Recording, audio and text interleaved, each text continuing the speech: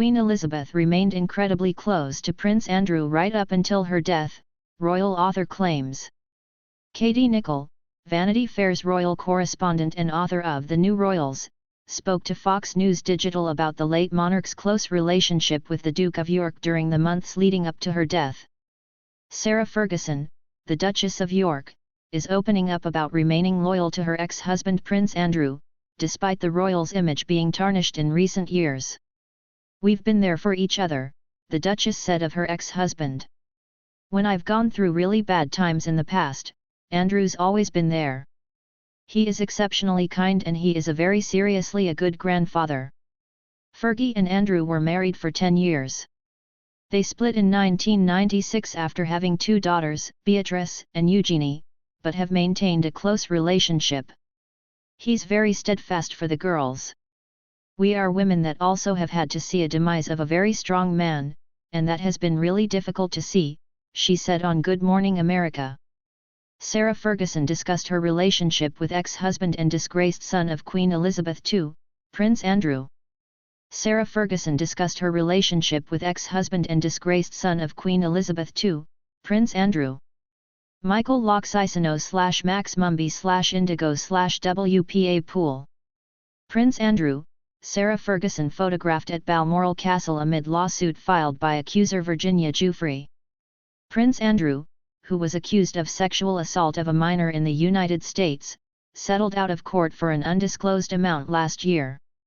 His reputation was permanently soured, and the Duke of York's military affiliations and patronages were returned to the Queen, according to a statement from Buckingham Palace in January 2022. His relationship with his brother, King Charles III, remains tumultuous, although it was recently reported he was offered Prince Harry and Meghan Markle's former residence, Frogmore Cottage. Despite their divorce in 1996, Sarah Ferguson and Prince Andrew have remained close. Despite their divorce in 1996, Sarah Ferguson and Prince Andrew have remained close. Mark Cuthbert / UK Press. Ferguson admits that watching Andrew's image deteriorate has been so sad, but shared that her relationship with the late Queen Elizabeth II was bolstered because of it. "We were his bookends during the last 3 years. And she really was my idol, really was my ledger." After Queen Elizabeth's passing last September, both the Duke and Duchess of York were given the Queen's beloved corgi dogs.